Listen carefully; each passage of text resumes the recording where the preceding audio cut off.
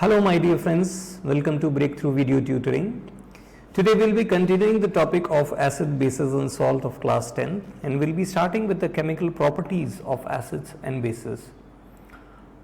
And as far as the chemical properties are concerned, we will be treating the acids and bases with certain reactive metals, their oxides, their carbonates and bicarbonates, and maybe with each other also, to identify how they actually behave. Okay, so let's start with this.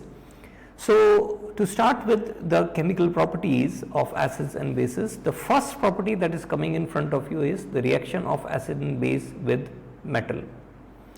सबसे पहली चीज़ तो कि जब हम metals की बात करते हैं तो we should understand it is not the metals, all of the metals as always, ऐसा नहीं है, ठीक है.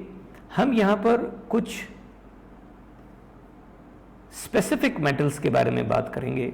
एंड जो मेटल्स हम यहाँ पर ले रहे हैं, जिसे मैं कैटेगराइज कर रहा हूँ जिस कैटेगरी में, वो हैं reactive metals. I am not talking about all the metals, I am talking about reactive metals.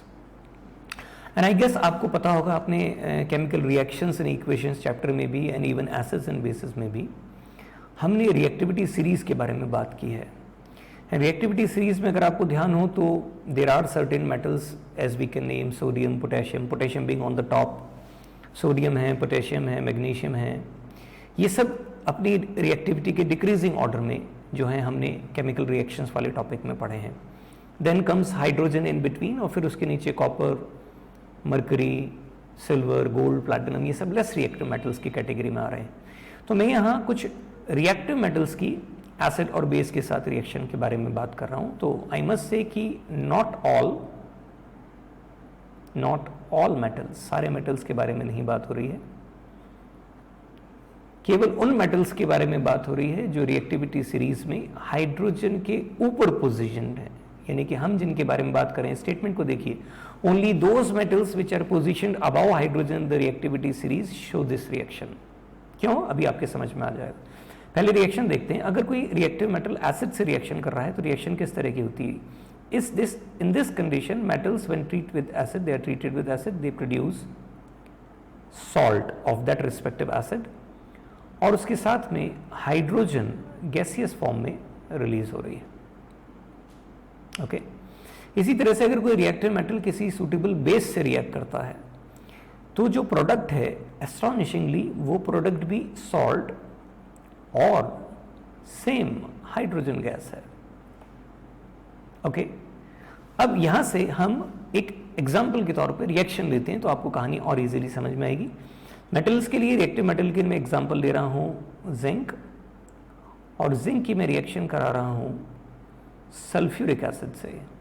हम इसे एक्वस फॉर्म में लेंगे, और जैसा मैंने आपसे कहा कि जो प्रोडक्ट है वो सॉल्ट होगा, तो इस एसिड का ये सॉल्ट जिंक के साथ क्या बनना चाहिए, ये सॉल्ट होगा जिंक सल्फेट, फॉर्मूला ZnSO4, जो अपनी एक्वस फॉर्म में बनेगा, और हाइड्रोजन गैस इवॉल्व होगी.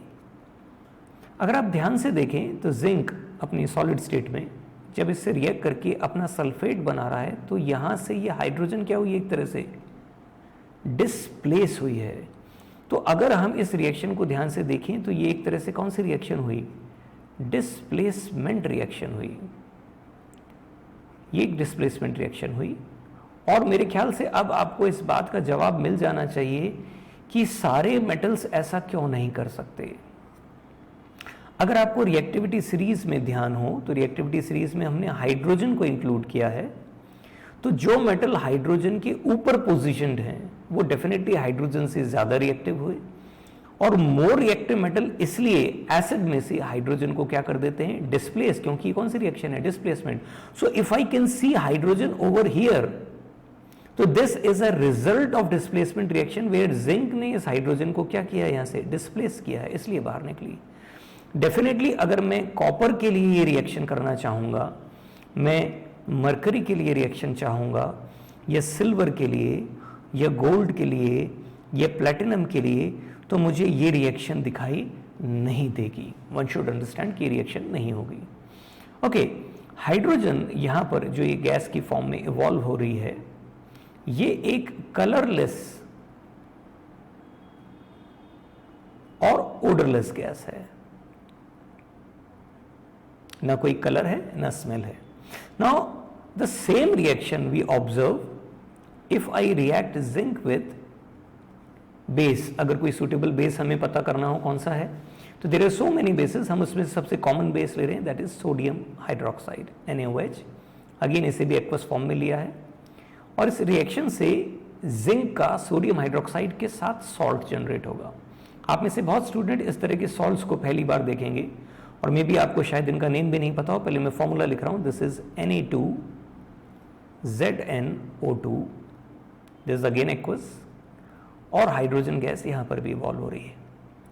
पहले सॉल्ट को देखते हैं। ये सॉल्ट है सोडियम जिंकेट, ये सॉल्ट है सोडियम जिंकेट। पहली चीज तो इस सॉल्ट का नेम सोडियम जिंकेट। दूसरी बात, यहां ये रिएक्शन कहीं मुझे अनबैलेंस दिख रही है, तो आई होप अब आपको बैलेंसिंग आती है, तो आप इस रिएक्शन को बैलेंस कर सकते हैं। इंपॉर्टेंट बात यह है कि यहां पर भी हाइड्रोजन गैस इवॉल्व हो रही है। ओके, तो अगेन वो मेटल्स जो रिएक्टिविटी सीरीज में हाइड्रोजन से ऊपर हैं, केवल वो ही ये रिएक्शन दे सकते हैं, क्योंकि उन्हें हाइड्रोजन को यहां से रिमूव करना है। Can you see that? यहां इस जिंक ने इस हाइड्रोजन को डिस्प्लेस किया है। तो अपने सॉल्ट सॉल्यूशन में से एक मोर रिएक्टिव मेटल ही लेस रिएक्टिव सब्सटेंस को क्या कर सकता है? डिस्प्लेस कर सकता है। तो हमें इसे ध्यान रखना होगा, क्योंकि ये हाइड्रोजन गैस कलरलेस और ओडरलेस है। तो आप मुझे बताएं, आप इसे डिटेक्ट कैसे करेंगे? आई होप ये चीज आपने लोअर क्लास में पढ़ी होगी कि hydrogen gas being colourless and odourless, अगर एक बर्निंग स्प्लिंटर यहां ले जाएं तो पॉप साउंड से बर्न होती है। तो उसकी प्रेजेंस को इस तरह से डिटेक्ट किया जा सकता है। तो सेकंड स्टेटमेंट देखिए, evolved hydrogen gas is tested with a burning splinter and it Burns with a pop sound. Okay, तो हमने एक मेटल, रिएक्टिव मेटल की एसिड के साथ रिएक्शन से ये महसूस किया कि यहां सॉल्ट और हाइड्रोजन गैस बन रही है। सेम बेस के साथ रिएक्शन से भी हमने ये नोटिस किया कि सॉल्ट और हाइड्रोजन गैस बन रही है। अगर कोई स्टूडेंट कहता है कि मैं जिंक की जगह अगर और कोई बेस ले लूं, एनी मेटल ले लूं, एनी अदर मेटल अगर मैं यहां ले लूं, तो ऐसी सिचुएशन में क्या होगा?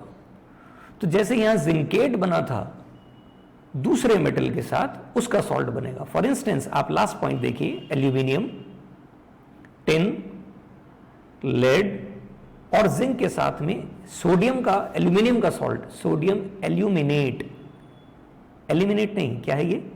एल्यूमिनेट। ठीक है ना? मैं आपको सामने जो टर्म है वो लिख के आपको बता रहा हूं कि इसका नेम क्या होना चाहिए। So this is aluminate. Tin के साथ में एसएन, टिन के साथ में स्टेनेट, लेड के साथ में प्लम्बेट, और जिंक के साथ में तो जिंकेट। आप में से कुछ स्टूडेंट्स ऐसा कह सकते हैं कि हम एनसीईआरटी में नोटिस करते हैं कि इस तरह की चीजें हमें देखने को नहीं मिलती। So need not to worry, कुछ एक्स्ट्रा नॉलेज जो है हमारे लिए इंपॉर्टेंट है। तो देखिए, इस पूरे टॉपिक पे जो कुछ हमने पढ़ा है, किसी रिएक्टिव, जब रिएक्शन पर बेस्ड क्वेश्चंस होते हैं, रिएक्शन पर बेस्ड, तो उसमें एक बहुत इंपॉर्टेंट बात होता है आपकी observation. They can simply ask you, हम बहुत सिंपल क्वेश्चन से शुरू करते हैं, they can simply ask you कि एक रिएक्टिव मेटल को एसिड से ट्रीट करने पर आपकी ऑब्जर्वेशन क्या होगी? क्या आपकी ऑब्जर्वेशन सॉल्ट का फॉर्मेशन होगा? नो, ये आपकी ऑब्जर्वेशन नहीं होगी। आपकी ऑब्जर्वेशन होगी कि उस रिएक्टिव मिक्सचर में से, रिएक्शन मिक्सचर में से कुछ गैस के बबल्स बनने लगते हैं, जो कलरलेस गैस और एक ओडरलेस गैस को इंडिकेट करते हैं, जो एक बर्निंग स्प्लिंटर ले जाने पर पॉप साउंड से जलती है। ये आपका ऑब्जर्वेशन। दूसरा क्वेश्चन आपसे पूछा जा सकता है कि ये किस टाइप की रिएक्शन है, तो आपको रिएक्शन का टाइप पता होना चाहिए कि ये कौन सी रिएक्शन है। एक डिस्प्लेसमेंट रिएक्शन है। तीसरा क्वेश्चन आपसे प्रोडक्ट्स को लेके पूछा जा सकता है, और कभी कभी कुछ क्वेश्चंस को कॉम्प्लिकेट करने के लिए वो क्वेश्चन में एसिड की या उस एलिमेंट की पूरी इंफॉर्मेशंस नहीं देते। लेट्स सी क्वेश्चंस आपके सामने कैसे आ सकते हैं। ठीक है, कुछ क्वेश्चंस मैंने यहां लिए हैं। What happens when give chemical equations only, सिर्फ केमिकल इक्वेशन के बारे में कहा गया है। तो जब केमिकल इक्वेशन के बारे में कहा जाए तो आपको बैलेंस्ड और फिजिकल स्टेट्स को मेंशन करने वाली पूरी इक्वेशन लिखनी चाहिए, कोई पॉइंट मिस नहीं करना। हालांकि उसको फिर से लेबल करने की जरूरत नहीं है, लेकिन ये 2 पॉइंट्स आपको ध्यान रखने चाहिए। फॉर इंस्टेंस एक क्वेश्चन देखिए, a piece of magnesium is dropped in hydrochloric acid. तो यहां आपको पता होना चाहिए कि मैग्नीशियम एक रिएक्टिव मेटल और हाइड्रोक्लोरिक एसिड से अगर ट्रीट होता है एक्वस, अब ये प्रोडक्ट आपको खुद बनाने हैं और उसे बैलेंस भी खुद करना है रिएक्शन को, और उनकी फिजिकल स्टेट्स भी लिखनी है। इसी तरह से सम एल्यूमिनियम पैलेट्स का मतलब एल्यूमिनियम के छोटे टुकड़े जो हैं सोडियम हाइड्रोक्साइड के साथ में ट्रीट किए जा रहे हैं। तब ऐसी सिचुएशन क्या होगा, तो aluminium pellet means aluminium that is solid, और बेस के लिए हमने ले लिया है सोडियम हाइड्रोक्साइड अगेन एक्वस, और इसके लिए आपको खुद रिएक्शन कंप्लीट करनी है। ओके, इसी तरह से एक और क्वेश्चन देखिए, suggest a suitable chemical activity to infer means to conclude that the given transparent liquid is an acid और अ बेस। एक नोट देखिए जो बड़ा इंपॉर्टेंट नोट यहां पर दिया हुआ है, नोट है, you don't have any indicator और pH paper to use. Now this is something strange. आपको एक टेस्ट ट्यूब में ट्रांसपेरेंट लिक्विड दिया है और उस ट्रांसपेरेंट लिक्विड के लिए कहा है कि बिना पीएच पेपर या बिना किसी इंडिकेटर की हेल्प से ये बताइए कि ये कोई एसिड या बेस है। आपको ये नहीं बताना है कि एसिड ही है या बेस ही है, हाँ ये इंडिकेट करना है कि it could be N acid और बेस। तो आप सोचिए कि ऐसी सिचुएशन में आप कैसे आइडेंटिफाई करेंगे। मैं आपको सोचने का अगर थोड़ा समय दूं तो आई होप कुछ स्टूडेंट्स जो हैं इस हिंट पे पहुंच जाएंगे, इस कंक्लूजन पे पहुंच जाएंगे कि जो आंसर है वो छुपा हुआ है कहां पर, हाइड्रोजन में, यानी आपके ऑब्जर्वेशन पार्ट में। आप सोच के देखिएगा इसका सही आंसर क्या होना चाहिए। ठीक है, कभी कभी कुछ कॉम्प्लिकेटेड क्वेश्चन में सिर्फ दूसरे हिंट्स दिए जाते हैं, जैसे a metal x which is widely used to make electrical wires and cables। I hope आपको पता होना चाहिए कौन सा मेटल है। which does not evolve hydrogen when treated with HCl। इस मेटल को हाइड्रोक्लोरिक एसिड से ट्रीट करने पर हाइड्रोजन गैस इवॉल्व नहीं हुई, यानी उसने रिएक्ट नहीं किया। और आपसे कहा है कि इसका सूटेबल रीजन दीजिए, जस्टिफाई कीजिए कि ऐसा क्यों हुआ है। सोच के देखिएगा कि इसका सही आंसर क्या होना चाहिए।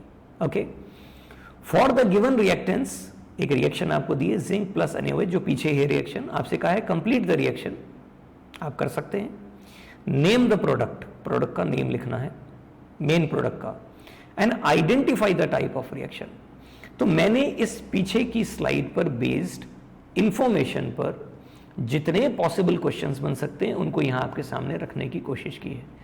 ऐसा नहीं कि और क्वेश्चंस नहीं बन सकते हो, लेकिन अगर आप इन क्वेश्चंस को सॉल्व कर लेंगे तो डेफिनेटली आपके लिए इस टॉपिक पर बेस्ड आगे किसी भी तरह के क्वेश्चंस को सॉल्व करना बहुत आसान होगा। तो इसे पढ़ने के बाद, रिवाइज करने के बाद फौरन इन क्वेश्चंस को अपनी आंसर बुक में, ये जो भी आप रजिस्टर आपने बना रखा है उस पर सॉल्व करने की कोशिश कीजिएगा। ओके, हम नेक्स्ट रिएक्शन पर आते हैं, और नेक्स्ट रिएक्शन के लिए मैं आपके सामने इस बार जो रिएक्टेंट ले रहा हूं वो रिएक्टेंट एग्जैक्टली पहले वाले से थोड़ा सा डिफरेंट है। इस बार मैं रिएक्शन में मेटल की जगह पर मेटल ऑक्साइड ले रहा हूं। ओके, हालांकि यहां पर रिएक्टिव टर्म मैंने हटा दी है, मेटल ऑक्साइड ले रहा हूं। और ध्यान से देखिए क्या होगा, अगर मैंने किसी मेटल ऑक्साइड की एसिड से रिएक्शन की है, प्रोडक्ट देखिए क्या बन रहा है, प्रोडक्ट है सॉल्ट। स्टूडेंट कहता है ये तो वही है, और साथ में बन रहा है, ये तो पिछली रिएक्शन में भी बना था। तो जरा सा डिफरेंस क्या रहा है, वहां पर क्या था, मेटल तो बनी थी हाइड्रोजन, लेकिन यहां पर मेटल का ऑक्साइड आने पर ये ऑक्सीजन यहां आ जाएगी और आपका प्रोडक्ट चेंज होके क्या हो जाएगा, वाटर। ओके, तो आप देखिए सिर्फ कंपैरिजन से आपको समझ में आ जाता है कि रिएक्शन किस डायरेक्शन में जा रही है। अगर मेटल ऑक्साइड की एसिड से, मेटल की एसिड से रिएक्शन पे सॉल्ट और हाइड्रोजन बन रही थी, मेटल ऑक्साइड की रिएक्शन होते ही सॉल्ट और वाटर बन जाएगा। ठीक इसी तरह से मेटल ऑक्साइड अगर बेस से रिएक्शन कर रहा है तो भी एग्जैक्टली उसी तरह से सॉल्ट, और सॉल्ट के साथ में हाइड्रोजन की जगह क्या बनेगा, water. And I hope water की फिजिकल स्टेट हम लिक्विड लेंगे। पहले हम इसे कंपेयर करके देखते हैं, जस्ट कंपेयर इट कि एग्जैक्टली हुआ क्या है। देखिए कंपैरिजन करने से हमें पता लगता है कि मेटल की एसिड से रिएक्शन से सॉल्ट और हाइड्रोजन बन रहा है और बेस से भी सॉल्ट और हाइड्रोजन बन रहा है, लेकिन जैसे ही हम यहां पर मेटल ऑक्साइड के कैटेगरी में जाते हैं तो मेटल ऑक्साइड की कैटेगरी में जाते ही सॉल्ट के साथ में वाटर आ जाता है। Okay, is this clear? अब ध्यान से देखिए, हम एग्जांपल लेंगे। हम एग्जांपल में यहां पर इस बार मेटल ऑक्साइड में जिंक ऑक्साइड लेंगे, जिंक नहीं लेंगे, जिंक ऑक्साइड लेंगे। और एसिड के लिए मैं वही लूंगा sulphuric acid. And I hope अब आप बता सकते हैं प्रोडक्ट क्या बनना चाहिए, जिंक का सॉल्ट। तो जिंक का सॉल्ट सल्फ्यूरिक एसिड के साथ क्या होगा, that is zinc sulphate ZnSO4। और जैसा मैंने आपसे कहा क्या बनेगा, water. Physical state liquid, aqueous, acid aqueous होता है, and zinc oxide is solid. Now this is easy to understand. हमने मेटल ऑक्साइड लिया, एसिड के लिए हमने सल्फ्यूरिक एसिड लिया, सॉल्ट जिंक सल्फेट बना और वाटर। ठीक है, अब बहुत ध्यान से देखिएगा, अगर ये वाटर है, अगर ये सॉल्ट है और अगर ये एसिड है, तो सोच के बताइए ये क्या होना चाहिए। स्टूडेंट कहता है तो सही मेटल ऑक्साइड। और ध्यान से देखिए क्या होना चाहिए, एसिड, सॉल्ट, वाटर। एसिड किससे रिएक्ट करके सॉल्ट और वाटर बनाता है, ये आपने पहले पढ़ा है, याद कीजिए। एसिड बेस से रिएक्ट करके सॉल्ट और वाटर बनाता है, लेकिन ये तो बेस नहीं है, ये तो मेटल ऑक्साइड है।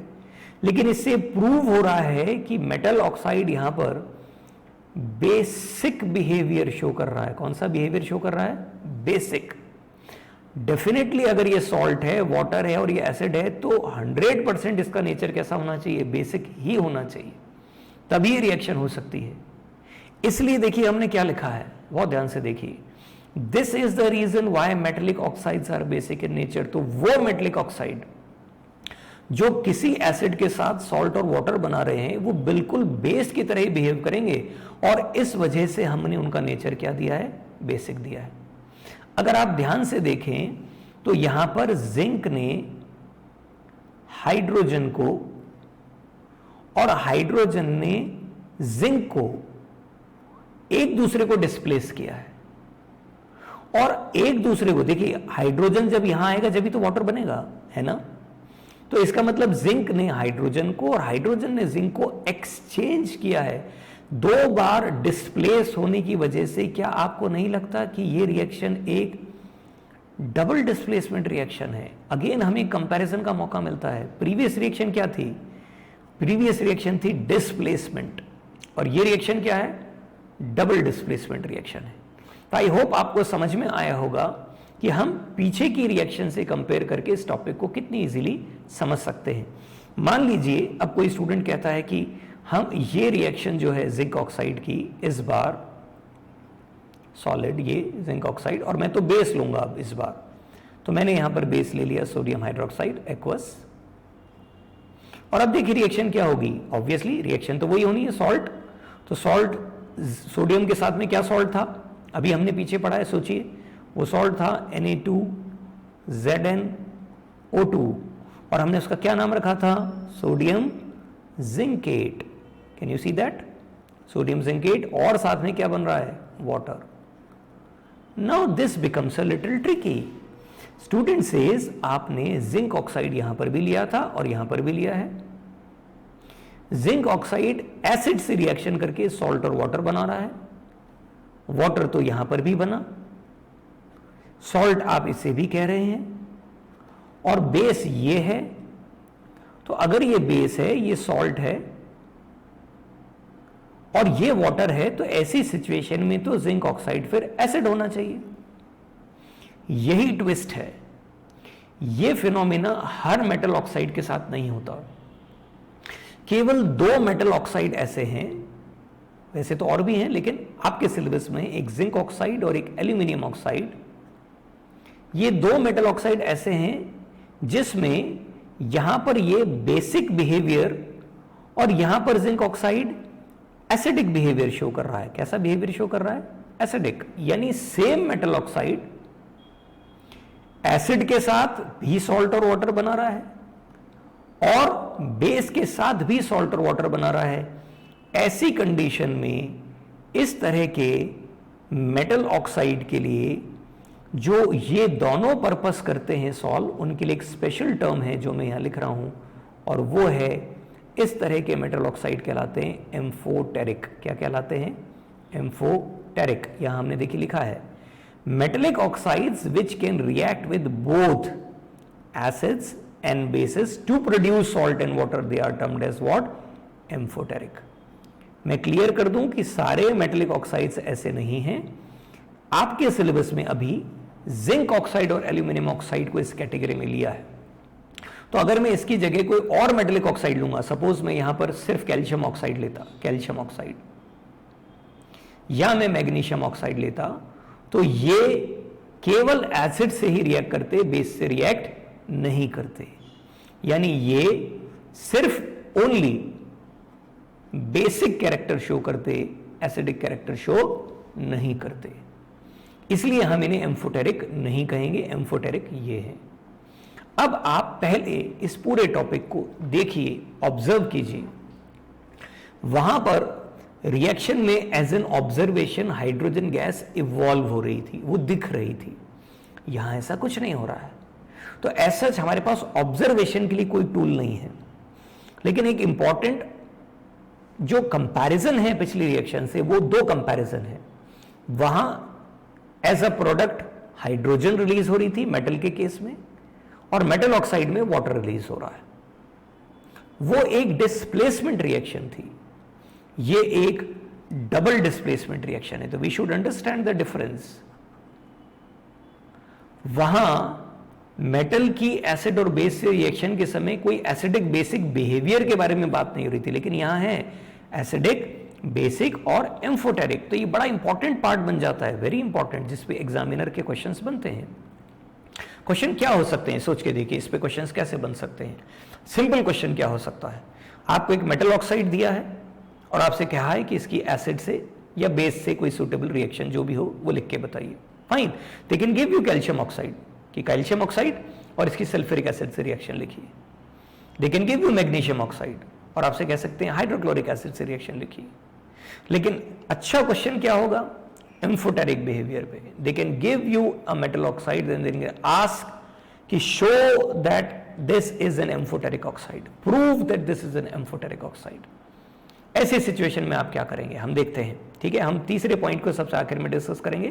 पहले देखिए क्या है क्वेश्चंस जो इस पर हो सकते हैं। जैसा मैंने आपसे कहा, what happens when simple chemical equation, only equation आपको लिख रही है। A piece of lime, what is lime, याद कीजिए लाइम क्या होता है, lime is calcium oxide, is dropped in sulphuric acid. What is sulphuric acid, H2SO4। Now this is aqueous, this is solid. Reaction complete कीजिए, balance कीजिए, अगर जरूरत है तो खुद कीजिए कंप्लीट। ठीक है, कर सकते हैं। What happens when zinc oxide, अभी हमने पीछे देखा जिंक ऑक्साइड, लेकिन मैंने बेस चेंज कर दिया इस बार, NaOH की जगह क्या कर दिया है, KOH। प्रोडक्ट खुद बनाएंगे, सोच के देखेंगे कि उसका क्या नाम होना चाहिए। सेकंड क्वेश्चन देखिए, what are amphoteric oxides, give two example, आप कर सकते हैं, अभी हमने देखे हैं। और देखिए, with suitable chemical equation show that aluminium oxide is amphoteric. मतलब आपको ये प्रूव करना है। कैसे प्रूव करेंगे, बहुत आसान है। आप सिर्फ एल्यूमिनियम ऑक्साइड जो आपके पास है, एम्फोटेरिक प्रूव करने का मतलब वो एसिडिक और बेसिक दोनों बिहेव करे। तो वो एसिडिक कब प्रूव होगा, जब वो बेस से रिएक्ट कर ले और सॉल्ट और वाटर बना दे। और वो बेसिक कब प्रूव होगा, जब वो एसिड से रिएक्ट कर ले। कोई भी एसिड आप ले लें और उसका सॉल्ट और वाटर बना दें। हम इस तरह से इसे प्रूव कर सकते हैं। One more question, for the given reaction magnesium oxide, इसकी HCl के साथ रिएक्शन के लिए क्या कहा है, रिएक्शन कंप्लीट कीजिए। आई होप आप कर सकते हैं, आपको सॉल्ट और वाटर बनाना है। नेम द प्रोडक्ट, प्रोडक्ट का नेम लिखना है। बैलेंस करनी हो तो बैलेंस करेंगे। And identify the type of reaction, किस कैटेगरी में आप इसे रखेंगे। It is a kind of what, it is a kind of double displacement reaction. तो you can write your answer, ठीक है ना, करेक्टली। Is this okay. अब हम उस तीसरे पॉइंट को देखते हैं जिसे अभी हमने मिस किया है, नॉन मेटलिक ऑक्साइड। हालांकि हम मेटल ऑक्साइड के बारे में बात करें, फिर भी एक नोट यहां पर डला हुआ है। वो नोट क्या है, non metallic oxide react with base to form their carbonates. जैसे carbon dioxide with lime water, carbon dioxide की लाइम वाटर से रिएक्शन आपने पढ़ी है, लेकिन जो चीज आपने नोटिस नहीं की वो ये है कि कार्बन डाइऑक्साइड एक नॉन मेटेलिक ऑक्साइड है और लाइम वाटर क्या है, बेस है, कैल्शियम हाइड्रोक्साइड। ये रिएक्शन तो आपकी पड़ी हुई है, आप लिख सकते हैं, बट हमें ये ध्यान रखना चाहिए कि नॉन मेटेलिक ऑक्साइड्स बेस से रिएक्शन करते हैं और बेस से रिएक्शन करके जो सॉल्ट बना रहे हैं वो मोस्टली क्या है, कार्बोनेट है। Is this okay? और वाटर बनता है, ठीक है। और नॉन मेटेलिक ऑक्साइड इसी वजह से एसिडिक कहलाते हैं। हम इस पॉइंट पे फर्दर और डिस्कशन करेंगे लेकिन आगे, ठीक है। अभी हम बढ़ते हैं और थर्ड रिएक्शन पर आते हैं, जो थर्ड हमारी प्रॉपर्टी है एसिड और बेसिस से रिलेटेड। और थर्ड प्रॉपर्टी को देखिए, reaction with metal carbonates. Okay, तो अगर मेरे पास कोई मेटल कार्बोनेट है तो इस मेटल कार्बोनेट के साथ एसिड कैसे ट्रीट कर रहा है। प्रोडक्ट देखिए जरा, प्रोडक्ट किस तरह से बनते हैं। कुछ गैस अगर आपके पास हो, मेटल कार्बोनेट में मेटल तो है ही, एसिड भी है, तो मेटल और एसिड से तो मेरे ख्याल से सॉल्ट ही बनना चाहिए। ओके, ठीक है। अब आपके पास बचा कार्बोनेट और यहां बचेगी हाइड्रोजन। तो कार्बोनेट और हाइड्रोजन की रिएक्शन से दो प्रोडक्ट बन रहे हैं, एक है वाटर और एक है कार्बन डाइऑक्साइड, लिक्विड गैस। ध्यान से देखिए, metal carbonate, acid, salt, water and carbon dioxide. अगर आप कंपेयर करेंगे इसे प्रीवियस रिएक्शन से तो इसे याद रखना बहुत आसान है। अगर ये मेटल ऑक्साइड था तो बन रहा था सॉल्ट और वाटर, तो सॉल्ट और वाटर तो अब भी बन रहा है पुरानी तरह से, और कार्बोनेट के आते ही साथ में क्या आ गई, carbon dioxide. Is this okay? तो ये ध्यान रखने वाली बात है, मेटल कार्बोनेट्स बेस के साथ में रिएक्ट नहीं करते, no reaction. Wow, what a relief, ये तो पढ़नी पड़ती खैर, पढ़ाई से कभी भागना नहीं चाहिए। मेटल कार्बोनेट्स एसिड से रिएक्शन करके सॉल्ट, वाटर और कार्बन डाइऑक्साइड बना रहे हैं। तो देखिए कितना आसान है आप समझना। अगर कंपेयर करें, सिर्फ मेटल था तो सॉल्ट और हाइड्रोजन, मेटल ऑक्साइड हुआ सॉल्ट और वाटर, मेटल कार्बोनेट हुआ salt, water and carbon dioxide. See how it is, step by step ये इंप्रूव हो रहा है। एग्जाम्पल लेते हैं हम, क्या एग्जाम्पल लें बोलिए, सेम एग्जाम्पल लें, अच्छा रहेगा। फिर से मैंने एग्जाम्पल लिया है जिंक कार्बोनेट, ये मेटल कार्बोनेट ले लिया। और अगर आप कोई कॉमन कार्बोनेट लेना चाहें, अगर आप में से कोई कहता है कि नहीं मुझे तो कोई कॉमन कार्बोनेट लेना है, तो हम कॉमन कार्बोनेट ले सकते हैं। हम यहाँ पर जो कॉमन कार्बोनेट आपको ध्यान होगा मेरे ख्याल से, दिस इज कैल्शियम कार्बोनेट, जो आपने नाम सुना होगा, कॉमन कार्बोनेट है। और इसकी रिएक्शन में एसिड से ले रहा हूँ, एसिड में ले लेता हूँ हाइड्रोक्लोरिक एसिड, ये एक्वस होगा। कैल्शियम कार्बोनेट डेफिनेटली सॉलिड होता है, तो कैल्शियम का इस एसिड के साथ सॉल्ट क्या होना चाहिए बताइए। अगर सल्फ्यूरिक एसिड के साथ में सल्फेट होता है तो हाइड्रोक्लोरिक एसिड के साथ में क्या बनना चाहिए, इस मेटल का सॉल्ट यानी क्लोराइड, हाइड्रोक्लोरिक एसिड से क्लोराइड। फॉर्मूला आपको पता होना चाहिए क्योंकि हम पहले ही फर्स्ट चैप्टर में फॉर्मूला मेकिंग सीख चुके हैं। It can not be CaCl, it can be CaCl2 and this would be aqueous. साथ में ये हाइड्रोजन बचे हुए पार्ट से रिएक्ट करके बना रही है H2O और CO2। वैसे मैं क्लियर करूं कि ये एक्चुअली जो प्रोडक्ट है वो बनता है H2CO3। अगर आप ध्यान से देखें तो ये हाइड्रोजन, पहले तो मैं इसे बैलेंस कर देता हूं देखिए, ताकि आपका कंफ्यूजन दूर हो जाए। कैल्शियम सिंगल था, क्लोरीन यहां डबल हो गई तो मुझे ट्वाइस लगाना चाहिए। Now this gives you 2 hydrogen and 1 carbonate जो यहां बच जाएगा, क्योंकि कैल्शियम क्लोराइड तो बन चुका। तो ये 2 हाइड्रोजन और ये कार्बोनेट, ये एक्चुअली एक एसिड बना रहा है, कार्बोनिक एसिड। लेकिन कार्बोनिक एसिड अनस्टेबल होता है इसलिए जल्दी से टूट जाता है और ये 2 प्रोडक्ट्स बनाता है। आई एम सॉरी, मुझे CO2 लिखना चाहिए था, H2O and CO2। This is liquid and this is gas. You can take one more example. Suppose मैंने लिया है magnesium carbonate, this is again solid, और मैं यहां पर एसिड लेता हूं सल्फ्यूरिक एसिड। अब ये आपको और आसानी से समझ में आएगा। अब बताइए क्या होना चाहिए, मैग्नीशियम सल्फेट, डेफिनेटली ये सॉल्ट बन गया है MgSO4 एक्वस, और H2 और CO3, तो H2CO3 जो आगे चल के ब्रेक हो जाएगा किसमें, water and carbon dioxide. Okay, अब आप प्रीवियस जैसे क्वेश्चंस में पढ़ते आ रहे हैं वैसे ही मुझे जवाब दीजिए, क्या आपको इस बार कोई ऑब्जर्वेशन दिखाई देगी? जैसे फर्स्ट पार्ट में हाइड्रोजन इवॉल्व हो रही थी, तो हाइड्रोजन इवॉल्व होने की वजह से कलरलेस ओडरलेस गैस इवॉल्व हो रही थी, राइट? यहां पर जो गैस है वो कार्बन डाइऑक्साइड गैस है, ये भी कलरलेस है, ये भी ओडरलेस है, ओडरलेस। लेकिन ये गैस जो है जब इवॉल्व होती है तो झाग के साथ में, बहुत झाग के साथ में, और बबल्स बहुत तेजी से इवॉल्व होते हैं। इस फिनोमेना को केमिस्ट्री की लैंग्वेज में कहा जाता है ब्रिस्क। क्या कहते हैं? Brisk effervescence, effervescence. Brisk effervescence के साथ में, यानी झाग के साथ में बहुत तेजी से जो है वो गैस इवॉल्व हो रही है, इस तरह की आवाज के साथ गैस इवॉल्व हो रही है।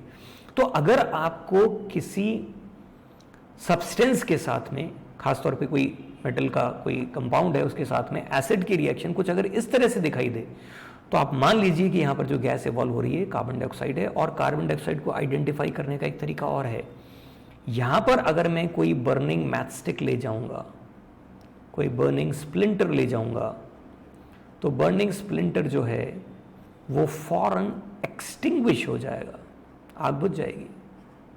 ये भी क्या है, कार्बन डाइऑक्साइड की आइडेंटिफिकेशन के लिए बहुत जरूरी है।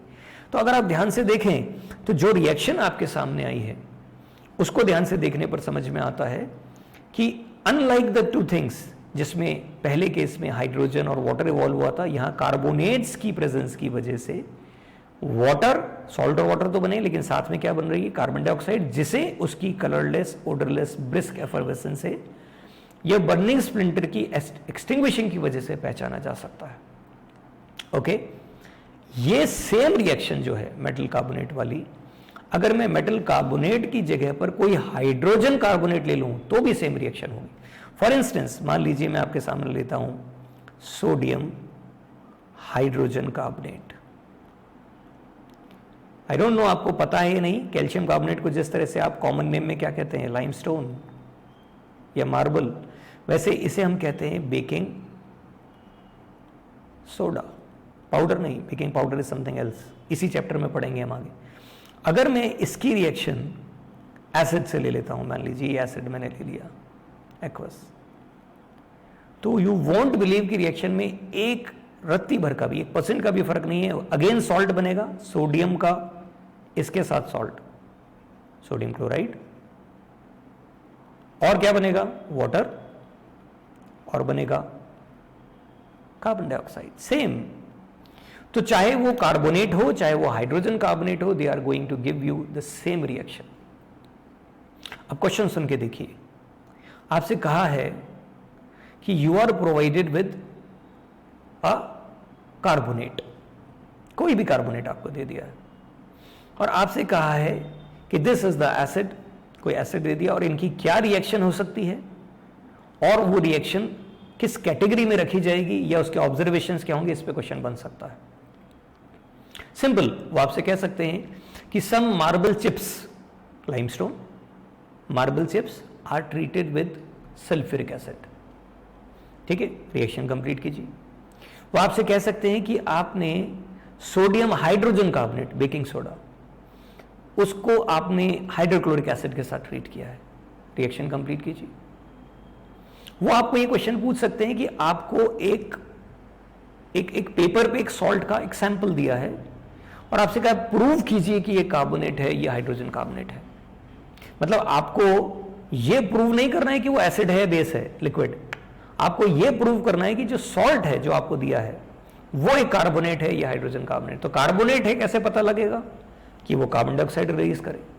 कार्बन डाइऑक्साइड कैसे रिलीज होगी, या वो तो एसिड से रिएक्ट करे।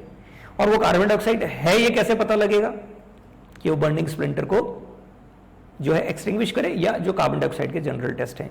तो देखिए हमने क्या लिखा है यहां पर, हमने यहां पर लिखा है कुछ चीजें यहां एक्स्ट्रा आ गई हैं।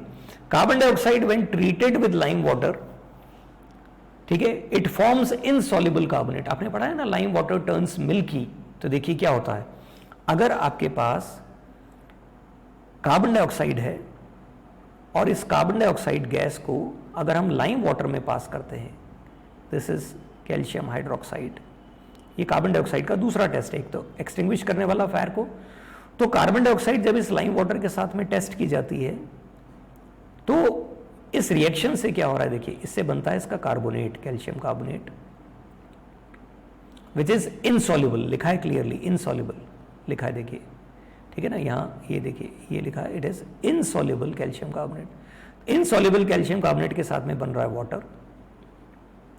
अब इस वाटर में ये कार्बोनेट डिसॉल्व नहीं होगा, इनसॉल्युबल है, इसके इनसॉल्युबल होने की वजह से ये वहां पर विजिबल होगा, दिखेगा, इसलिए वहां पर क्या जनरेट होती है, मिल्कीनेस। तो वो मिल्कीनेस किसकी वजह से, इसके इनसॉल्युबल होने की वजह से। तो अगर मैं कहता हूं कि carbon dioxide turns lime water milky, ये उसका टेस्ट है जो आपने पहले पढ़ा है और छोटी क्लासेस में पढ़ा है, तो क्यों हुआ ऐसा, carbon dioxide turns lime water milky because carbon dioxide on treatment with lime water forms insoluble carbonate.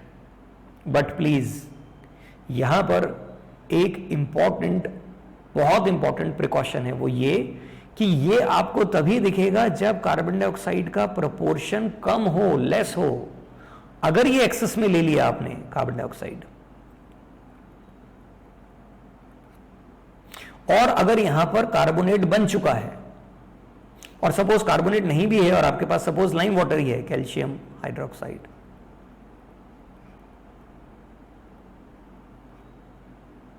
अब अगर ये रिएक्शन होगी तो इस बार रिएक्शन में कार्बोनेट नहीं बनेगा, एक्सेस ऑफ कार्बन डाइऑक्साइड होने पर जो प्रोडक्ट है that is hydrogen carbonate, the product will be calcium hydrogen carbonate. I hope आपको फॉर्मूले लिखने आते होंगे। और यू वोंट बिलीव कि ये कैल्शियम हाइड्रोजन कार्बोनेट सॉल्युबल है, ये इनसॉल्युबल नहीं है, सॉल्युबल है, यानी ये पानी में डिसॉल्व हो जाएगा। और सॉल्युबल होने का मतलब है जो मिल्कीनेस थी, जो अभी तक आपको दिख रही थी, वो अब नहीं दिखेगी। तो मैं यहां क्या लिखूंगा, I will write milkiness disappears. देखिए हम पढ़ क्या रहे थे और बात कहां आ गई है, हमारी बात ये थी कि कोई मेटल के कार्बोनेट को एसिड से ट्रीट करने पर colourless odourless gas carbon dioxide brisk effervescence से निकलती है, झाग के साथ निकलती है, बर्निंग स्प्लिंटर को बुझा देती है। किसी ने मुझसे पूछा नहीं नहीं इसका कोई और टेस्ट बताओ, तो वो और टेस्ट को पढ़ते समय देखिए कौन सी बात आ गई है कि अगर ये हम इसके लिए कोई एक्स्ट्रा टेस्ट करें तो हमने पुराना टेस्ट होता है लाइम वाटर को मिल्की करने वाला, तो उसकी केमिस्ट्री को जब हम ध्यान से देखते हैं तो हमें समझ में आता है कि अगर वो लाइम वाटर को कार्बन डाइऑक्साइड मिल्की कर रही है तो केवल तभी मिल्की करेगी जब वो वहां पर कम प्रोपोर्शन में हो और वो अपना इनसॉल्युबल कार्बोनेट बनाए, जैसा कि फर्स्ट इक्वेशन में बताया। लेकिन अगर एक्सेस में है तो वो कार्बोनेट की जगह क्या बना देगी, hydrogen carbonate which is soluble in water, और उसकी वजह से मिल्कीनेस डिसअपियर हो जाएगी।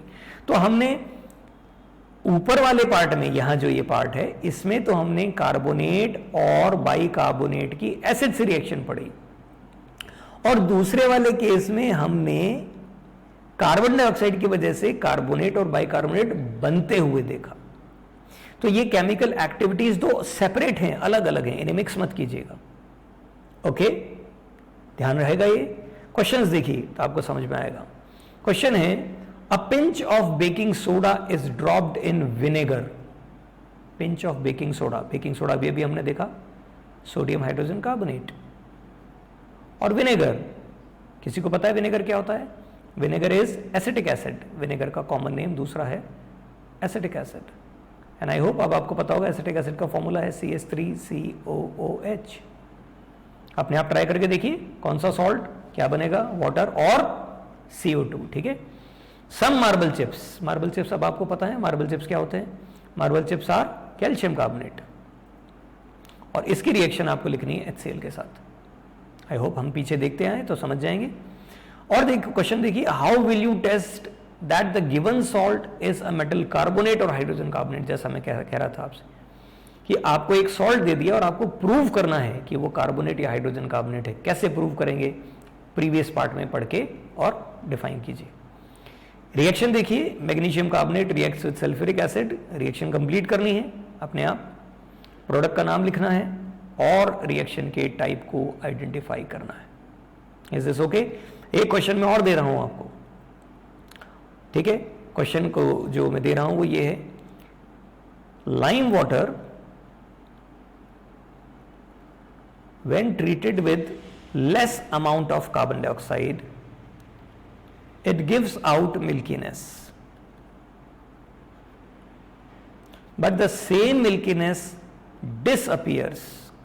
The same milkiness disappears if carbon dioxide is in excess. आपका सवाल जो है कि ऐसा क्यों हो रहा है, प्रूव कीजिए। Why this is happening, why this is happening, this has to be proved. तो अगर आप पुराना कॉन्सेप्ट समझ गए हैं तो now you can write, you can explain कि ऐसा क्यों हुआ है। Is this okay? आगे बढ़ते हैं हम और नेक्स्ट रिएक्शन पर आते हैं जो बहुत सिंपल है, बहुत आसान है, रिएक्शन विद ईच अदर। मेरे ख्याल से बताने की जरूरत नहीं है कि एसिड अगर बेस से रिएक्शन करेगा तो क्या होगा। आई होप आप सब जानते हैं कि एसिड और बेस के रिएक्शन से सॉल्ट और वाटर बनता है, और आपको सबको पता है कि एक रिएक्शन कौन सी रिएक्शन है, इट इज न्यूट्रलाइजेशन रिएक्शन।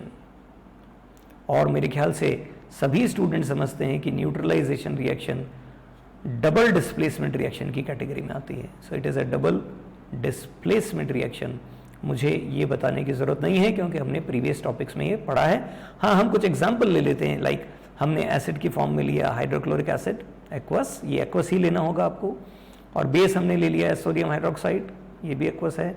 मेरे ख्याल से बहुत आसान है बताना कि सॉल्ट क्या होगा। The salt will be sodium chloride aqueous and water liquid. तो हम इसे अलग अलग एसिड और बेसिस के साथ ट्राई कर सकते हैं। ओके, जो फैक्ट हमें और ध्यान रखना चाहिए वो ये कि ये रिएक्शन एक एक्सोथर्मिक रिएक्शन है, ठीक है ना। This is an exothermic reaction, यानी इसमें हीट इवॉल्व होती है। एक एग्जाम्पल के तौर पे मैं आपको बता रहा हूं कि अगर कोई स्ट्रॉन्ग एसिड और स्ट्रॉन्ग बेस की रिएक्शन ली, सपोज मैंने लिया है सल्फ्यूरिक एसिड और मैंने यहां इसकी रिएक्शन सोडियम हाइड्रोक्साइड से ही ली है मान लीजिए, तो सॉल्ट सोडियम सल्फेट बनेगा, नो डाउट, एक्वस, वाटर बनेगा, लिक्विड, और जो हीट इवॉल्व होगी, कैन यू बिलीव कि इसका अमाउंट फिक्स है 57.3 किलो जूल पर मोल। अगर ये दोनों एक एक मोल हैं तो ये वैल्यू फिक्स है, इसे ध्यान रखिएगा। हम इसके बारे में हायर क्लास में और पढ़ेंगे। तो एक्सोथर्मिक रिएक्शन है जिसमें हीट इवॉल्व होती है। अगर एसिड और बेसिस जो हैं वो स्ट्रॉन्ग की जगह वीक हैं तो हीट तब भी इवॉल्व होगी लेकिन कम इवॉल्व होगी। Is this okay? कुछ एसिड और बेस अपनी मर्जी से सेलेक्ट कीजिए और उनके सॉल्ट और वाटर अपने हिसाब से बना के देखिए, अपने आप खुद करके देखिए, ठीक है। द लास्ट रिएक्शन बिटवीन, अगर हम एसिड और बेस के लिए देखें तो ये रिएक्शन भी आपकी पढ़ी है, दैट इज हाइड्रेशन।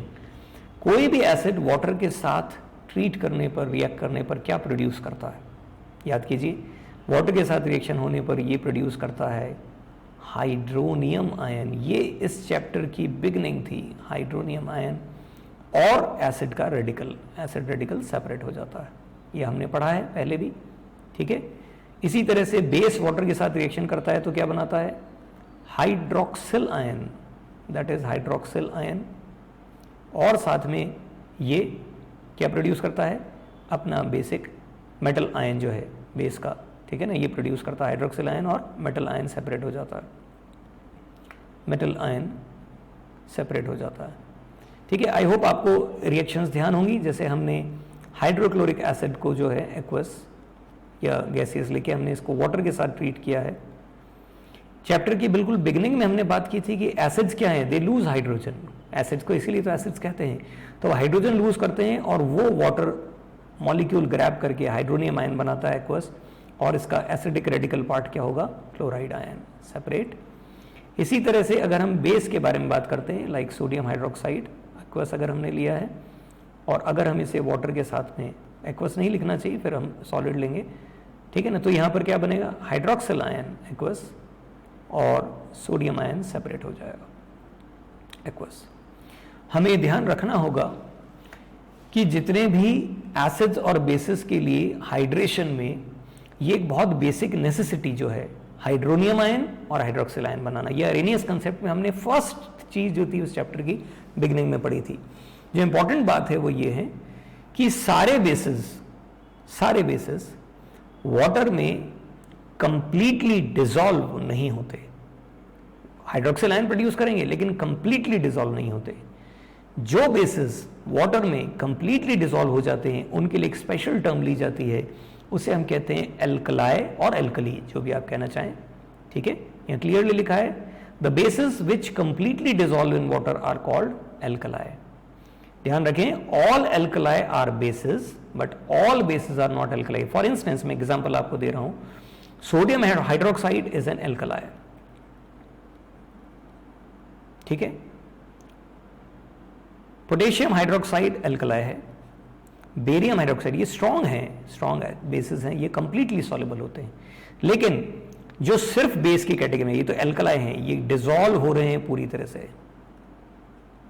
लेकिन जो सिर्फ बेस की कैटेगरी में आ रहे हैं, यानी कि वो पूरे डिसॉल्व नहीं होते, वो कौन है? लाइक कैल्शियम हाइड्रोक्साइड, ये कंप्लीटली सॉल्युबल नहीं है।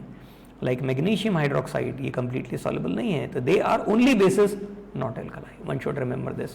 हमें ये भी ध्यान रखना चाहिए कि ये जो रिएक्शन है ये हाईली एक्सोथर्मिक होती है, इसमें बहुत स्ट्रॉन्ग हीट रिलीज होती है, इसलिए हाइड्रेशन करते समय बहुत प्रिकॉशन रखना जरूरी है। हम किसी भी एसिड में प्रिकॉशन रखना जरूरी है, किसी भी एसिड में या बेस में जो स्ट्रॉन्ग है उसमें डायरेक्टली वाटर ऐड नहीं कर सकते। तो यहाँ क्लियरली मेंशन्ड है डिसोल्यूशन ऑफ एसिड और base in water is highly exothermic. The quick generation of heat may crack the glass containers and may result in spurting of acids और base. तो कभी क्वेश्चन आ जाता है कि सोडियम हाइड्रोक्साइड में पानी मिला सकते हैं? जवाब है नहीं। ओके, रिवर्स हम कर सकते हैं, वो भी स्लोली, धीरे धीरे हम कर सकते हैं, because it is a highly exothermic reaction. तो देखिए, हमने आज 5 रिएक्शंस ली, एसिड और बेस की मेटल के साथ, मेटल ऑक्साइड के साथ, मेटल कार्बोनेट्स हाइड्रोजन कार्बोनेट्स के साथ आपस में, ठीक है ना, विद ईच अदर, और लास्ट में हाइड्रेशन।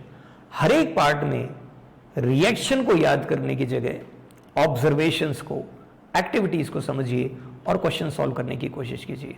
ठीक है, will be meeting you in the next lecture because will be starting salts then. Okay, see you then, bye bye and enjoy.